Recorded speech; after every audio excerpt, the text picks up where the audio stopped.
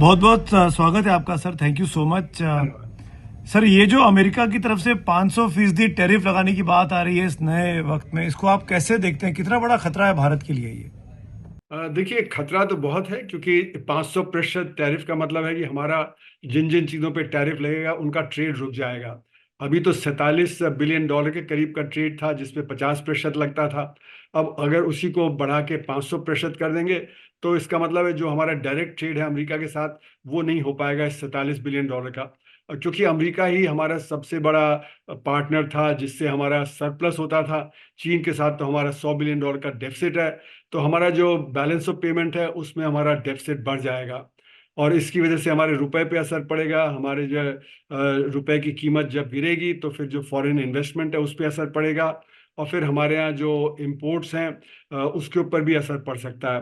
तो कुल मिला के हमारा जो ट्रेड है उस पर बहुत बड़ा धक्का लगेगा। अभी तक हम कोशिश कर रहे थे कि 50% को हम कैसे झेलें।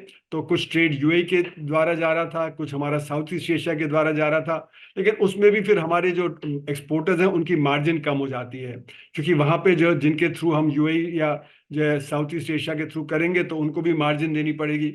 तो हमारे जो एक्सपोर्टर हैं उनके प्रॉफिट मार्जिन पे असर पड़ेगा। उसका असर ये होगा कि फिर जो हमारे एक्सपोर्टर हैं वो वेजेस को कंप्रेस करेंगे जिससे कि उनका प्रॉफिट मार्जिन ना कम हो। अगर वेजेस कंप्रेस होते हैं तो हमारे यहाँ जो गैर बराबरी है वो भी और बढ़ जाएगी और इससे फिर हमारे यहाँ जो डिमांड की समस्या है वो डिमांड की समस्या पे असर पड़ेगी। और जब डिमांड की समस्या पे असर पड़ेगा तो हमारा इन्वेस्टमेंट पे असर पड़ेगा। तो कुल मिला के इसका बहुत बड़ा असर हमारे अर्थव्यवस्था पे पड़ेगा। लेकिन ये भी बात है कि अगर हम अंदरूनी नीतियां बदलें जिससे कि हमारे ऊपर ये जो खतरा मंडरा रहा है वो कम हो जाए तो उसको हमें करना चाहिए। तो वो कैसे हो सकता है? अंदरूनी नीतियां क्या बदलें और कैसे क्या? जिस तरीके से राष्ट्रपति ट्रंप की मनमानी चल रही है इन दिनों में, वेनेजुएला में चले गए, रूस के ऑयल टैंकर्स को रोक लिया, इसको कैसे दुनिया की ताकतें कैसे निपट सकती हैं इससे? देखिए, दुनिया की ताकतें मैं काफी समय से बोल रहा हूँ कि हमें वर्ल्ड माइनस अमेरिका से डील करना है। जैसे हमारा ट्रेड है, अगर हम बाकी सब देश एक साथ मिल जाते हैं और अमेरिका के ऊपर टैरिफ लगा देते हैं तो अमेरिका को विड्रॉ करना पड़ेगा। पर लेकिन ट्रंप ने बड़े क्लेवरली ये किया कि सब देशों को तोड़ लिया, हर एक से अलग अलग नेगोशिएट किया। और हर एक ने अलग अलग नेगोशिएट इसलिए किया क्योंकि उनको लगा कि हमें ट्रंप से कुछ बेनिफिट मिल जाएगा, लेकिन बेनिफिट नहीं मिला। तो अब ये स्थिति आ गई है जब बाकी देशों को मिलके अमेरिका को अलग थलग करके और बाकी अपना ट्रेड आपस में बढ़ाएं। तो हमको भी ये ट्रेड अपना आपस में बढ़ाना पड़ेगा। लेकिन उसमें भी समस्या क्या है कि सबका जो ट्रेड अमेरिका के साथ था वो जब कम होगा तो सबके पास सरप्लस ज्यादा हो जाएगा। और जब सरप्लस ज्यादा हो जाएगा तो हम एक दूसरे को बेचेंगे सस्ते दाम पे। तो एक तरह से डंपिंग शुरू हो जाएगी और ये कुछ हद तक हो भी रहा है कि चीन सस्ता माल दे रहा है, भारत भी अपना माल सस्ता करके जो है बाकी मार्केट में बेचने की कोशिश कर रहा है। तो इसका असर ये होगा कि बाकी हम एक दूसरे के ऊपर टैरिफ लगाने लगेंगे। तो अगर हम आपस में समझौता कर ले तो ये नहीं होगा। अगर समझौता नहीं हुआ तो एक जनरलाइज टैरिफ वॉर शुरू हो जाएगी जिसका असर सारी दुनिया की अर्थव्यवस्था पे काफी नेगेटिव होगा और उसका असर हमारे ऊपर भी नेगेटिव होगा।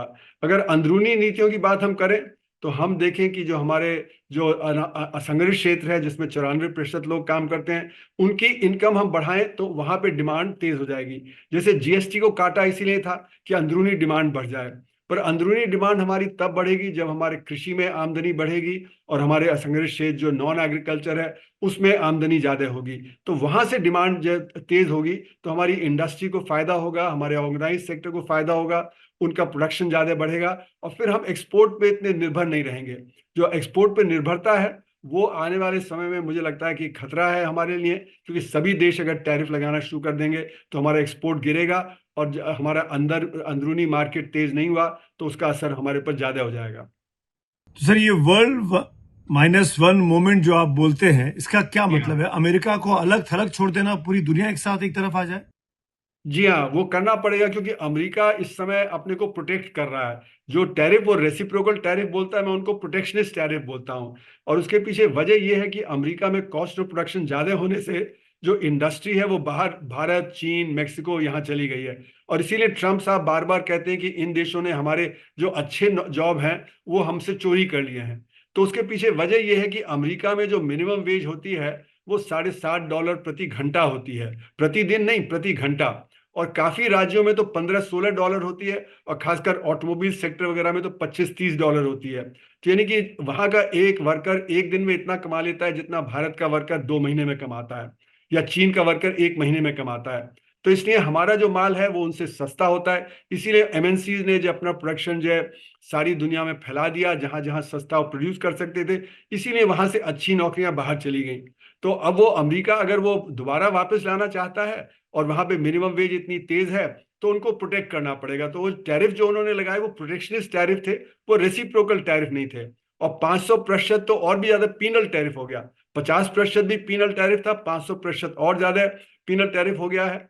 तो इसलिए मेरा मानना है कि सारी दुनिया को बाकी मिलके या अमेरिका को अलग थलग करते हुए आपस में ट्रेड बढ़ाना चाहिए, उसके लिए नेगोशिएशन करना चाहिए।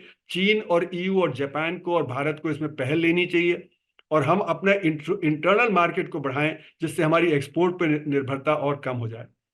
आज एक बयान आया है कॉमर्स सेक्रेटरी का, और ये कह रहे हैं कि भारत ने क्योंकि फोन नहीं किया, ट्रंप से बात नहीं की प्रधानमंत्री मोदी ने, इसीलिए भारत को ये सब झेलना पड़ रहा है।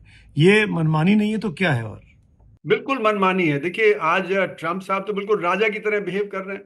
वो कह रहे हैं कि ग्रीनलैंड ले लेंगे, वेनेजुएला का जो राष्ट्रपति को जो उठा लिया, रेसिप्रोकल टैरिफ के नाम पे उन्होंने प्रोटेक्शनिस्ट टैरिफ लगा दिए।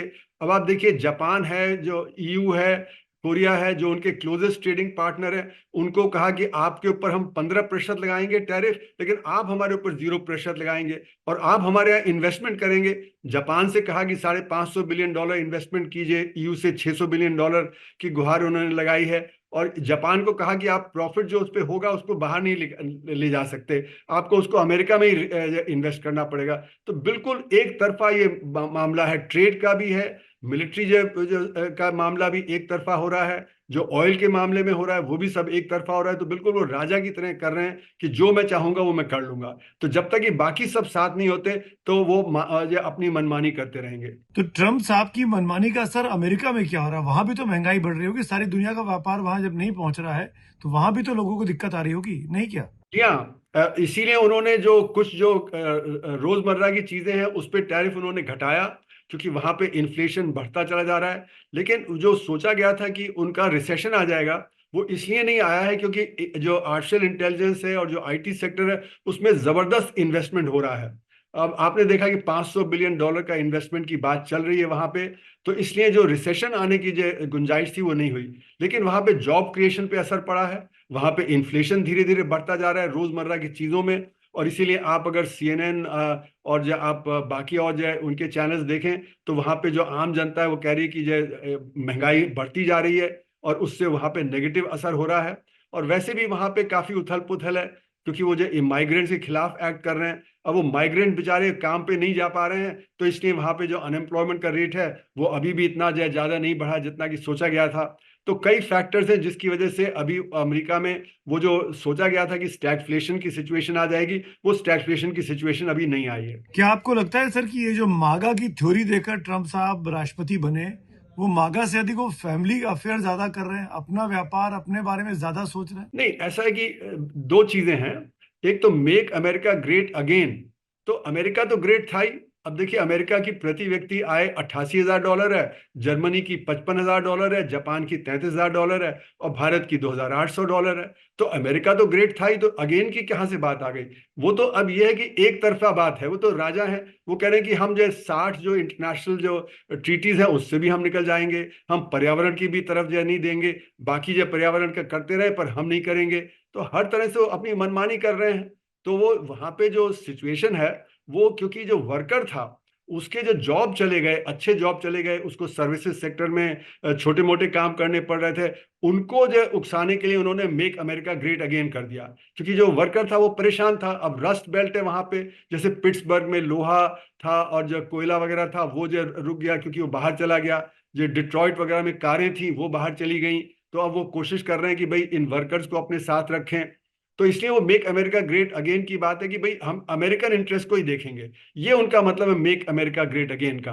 लेकिन मेक अमेरिका ग्रेट अगेन में, जैसे मैंने कहा, अगेन की तो कोई बात ही नहीं है। वो तो ऑलरेडी मतलब उनकी प्रति व्यक्ति आय ज्यादा थी। और उसके पीछे वजह क्या है? हम सस्ता माल, चीन सस्ता माल दे रहा है, भारत सस्ता माल दे रहा है, और तीसरी दुनिया के देश। तो वहां पे जो लिविंग स्टैंडर्ड है वो अपनी जो उनकी क्षमता थी उससे ज्यादा है, क्योंकि हम उनको सस्ता माल सप्लाई कर रहे हैं, हमारे वर्कर्स हम एक्सप्लॉइट करके उनको सस्ता माल दे रहे हैं। तो अब जो वो कह रहे हैं वो यही है कि भाई देखो, मैं तो सब अमेरिका के हित में कर रहा हूं और मुझे सपोर्ट करते रहो। क्या आपको लगता है कि ट्रम्प साहब की पॉपुलैरिटी पर भी इन फैसलों का असर पड़ रहा होगा? वो और ज्यादा पॉपुलर हो रहे होंगे कि अपने देश में, या नेगेटिव असर होगा? देखिए, वो जब ये सब करते हैं, जैसे वेनेजुएला पे अटैक किया, तो उससे वहां की जनता को लगा देखो कितना अच्छा मिलिट्री ने कर दिया। वो रूस के ऊपर कह रहे हैं कि हम जो ऑयल टैंकर्स पे कब्जा कर लेंगे। तो ये सारी चीजें एक तरह से पॉपुलिस्ट मेजर्स हैं। लेकिन मेरा मानना है कि जैसे जैसे इन्फ्लेशन तेज होगा और वहां पे रोजगार पे असर पड़ेगा, जो अभी असर पड़ रहा है, तो फिर उनकी पॉपुलैरिटी धीरे धीरे कम होगी। और जो CNN वगैरह में आता है कि जो रेटिंग है उनकी, वो तो 35-36% ही है। जो मतलब सॉलिडली मांगा था वही सपोर्ट कर रहा है, बाकी जो बीच के लोग थे वो सपोर्ट नहीं कर रहे। तो इसलिए खतरा ये है कि अभी जो नवंबर में जो आएंगे मिड टर्म इलेक्शन, उनमें उनको धक्का लग सकता है। क्या ये जो वेनेजुएला पे अटैक हुआ, ईरान में इस वक्त टर्मोइल चल रहा है, वो ग्रीनलैंड के बारे में बोल रहे हैं, कोलंबिया के बारे में बोल रहे हैं, आपको लगता है कि दुनिया क्या बड़े युद्ध की तरफ आगे जा रही है, जिसमें रूस और चीन एक तरफ होंगे और अमेरिका एक तरफ होगा? देखिए, ये जो मेरा मानना है कि सेकेंड कोल्ड वॉर शुरू हो गई थी यूक्रेन के युद्ध के बाद, 3.5 साल, 3.25 साल पहले। उसमें चीन और रूस और ईरान और नॉर्थ कोरिया ये एक साथ रहने वाले थे। अमेरिका और EU और जो जापान और साउथ कोरिया ये एक तरफ रहने वाले थे। तो एक तरह से नई कोल्ड वॉर तो शुरू हो ही गई थी, जो ट्रम्प साहब ने, या ट्रम्प साहब के आने के पहले ही बाइडेन ने रोक लगा दी थी कि चीन को जो हाई जो चिप्स हैं, हाई कैलिबर चिप्स हैं, जिनकी क्षमता बहुत ज़्यादा है, उस पर रोक लगा ली थी। और फिर उन्होंने जो वहाँ पे सॉफ्टवेयर पर्सनल थे, जो अमेरिकन जो चीन में, उनको वापस बुला लिया था। तो कोशिश है कि चीन को रोका जाए, सोवियत यूनियन को रोका जाए। लेकिन अभी ये जो उन्होंने ट्रम्प साहब ने किया है, जैसे ग्रीनलैंड, उस पर उनको EU की सपोर्ट नहीं मिलेगी। फिर जैसे कि उन्होंने टैरिफ लगाए, तो टैरिफ पे भी लोग नाराज हैं। तो मेरा मानना है कि जो अमेरिका को लीड देनी चाहिए थी एक वो वेस्टर्न ब्लॉक को, वो शायद नहीं होगी। वहां पे आपस में परेशानी होगी। उन्होंने कनाडा से भी जो मतलब जो एक तरह से कहा जाए तो दुश्मनी मोल ले ली, मेक्सिको से भी दुश्मनी, और बल्कि यहाँ तक वो कह रहे हैं कि मेक्सिको में भी वो कर सकते हैं जो वेनेजुएला में कर रहे हैं। तो ट्रम्प साहब अमेरिका को अलग थलग कर दे रहे हैं। तो इसलिए वहां पे जो वेस्टर्न ब्लॉक है उसमें मुझे लगता है कि कुछ टूट हो सकती है।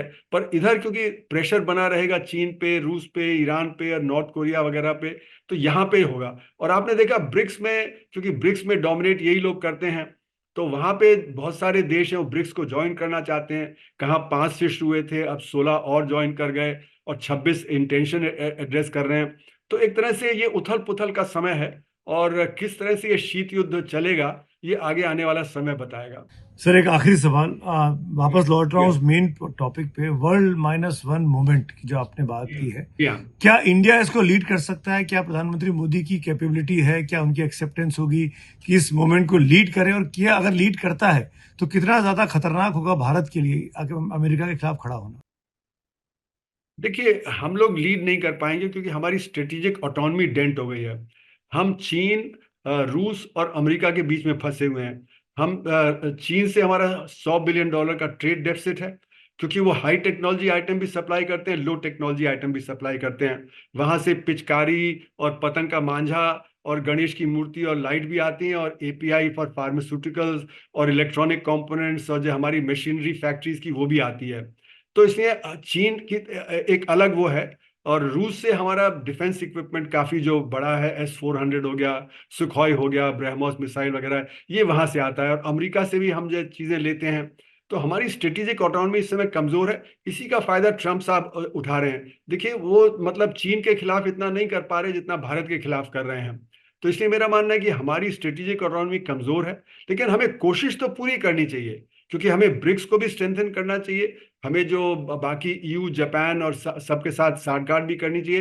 लेकिन ये मान के कि हम इतने स्ट्रांग स्थिति में नहीं हैं कि हम उसको लीड दे सकते हैं। चीन और EU और जापान, इनको लीड देनी पड़ेगी। अगर ये तीनों मिल जाएं और भारत उसके साथ जुड़ा रहे तो उससे हो सकता है। और क्योंकि अमेरिका ने हमें बड़ा धक्का दिया है, जिस तरह से उन्होंने हमारे जो, जो युद्ध हुआ था पाकिस्तान के, उसके बारे में धक्का दे रहे हैं। बार बार वो जो है, हमें ट्रेड के मामले में धक्का दे रहे हैं। टेक्नोलॉजी के मामले उन्होंने अपाचे हेलीकॉप्टर की बात कही, हालांकि उन्होंने कुछ गलत कह दिया, लेकिन वो यही कह रहे हैं कि हमने तो डिले कर दिया। तो यानी कि कुल मिला के अमरीका रिलायबल पार्टनर नहीं है इस समय हमारे लिए। तो बाकियों के साथ हमको जाना चाहिए और वहां पे पहल करते रहना चाहिए कि बाकी सब मिल जाएं, जिससे कि हम सब एक दूसरे को मदद करते हुए आगे दुनिया को ले जा सकें। और जब अमेरिका अलग थलग पड़ेगा तो ट्रंप साहब खुद ही जो रास्ते पे आ जाएंगे।